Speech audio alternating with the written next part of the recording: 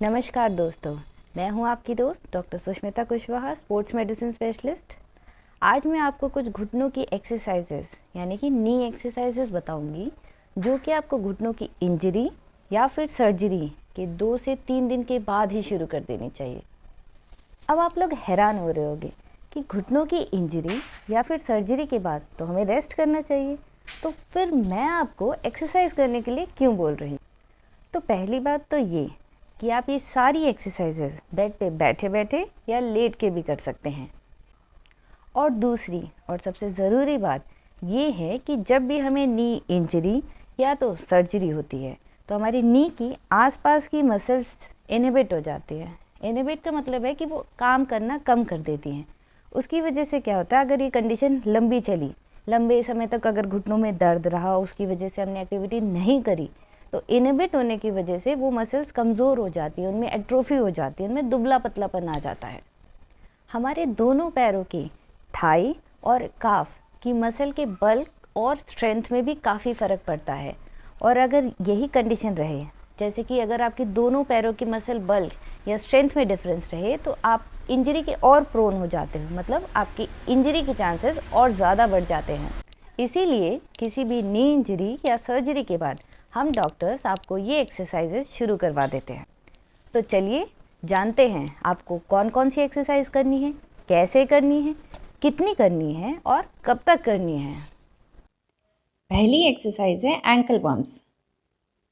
इसमें आपको अपने दोनों पैर सीधे रखने हैं और अपने फुट को पैडल की तरह ऊपर नीचे चलाना है। इस एक्सरसाइज के आपको 10 से 15 रेपिटेशंस के 2 सेट करने हैं।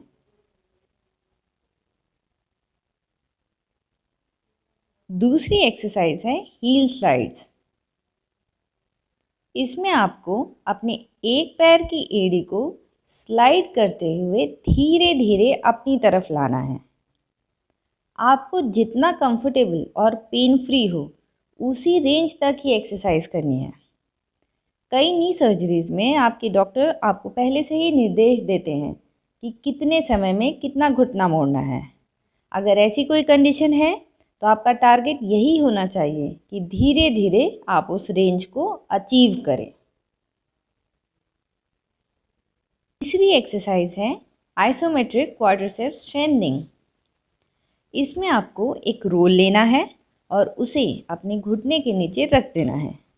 उसके बाद आपको अपने घुटने से उस रोल को दबाना है और 5 से 10 सेकंड तक होल्ड रखना है, फिर दोबारा से रिलैक्स हो जाना है।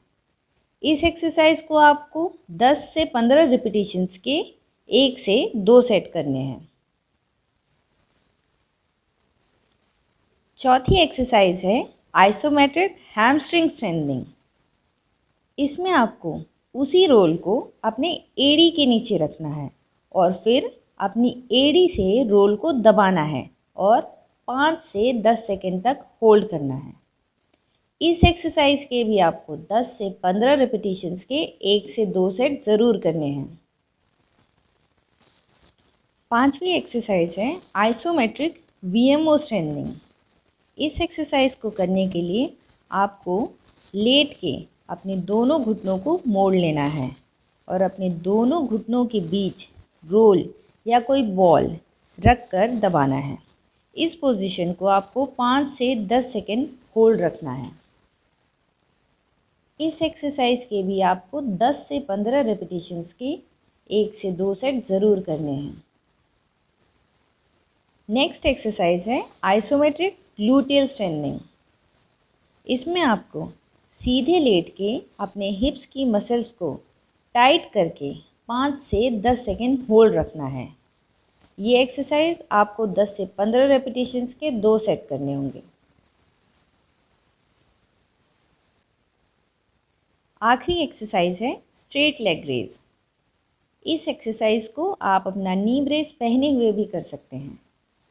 इसमें पहले आपको सीधे लेटना है, फिर अपना एक पैर हवा में उठाना है और 5 से 10 सेकंड होल्ड रखना है और फिर पैर नीचे ले आना है।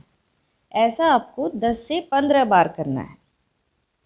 उसके बाद आपको टेढ़ा लेट जाना है और अपने ऊपर वाले पैर को बाहर की तरफ ले जाना है और 5 सेकंड फिर से होल्ड रखना है और फिर वापस ले आना है।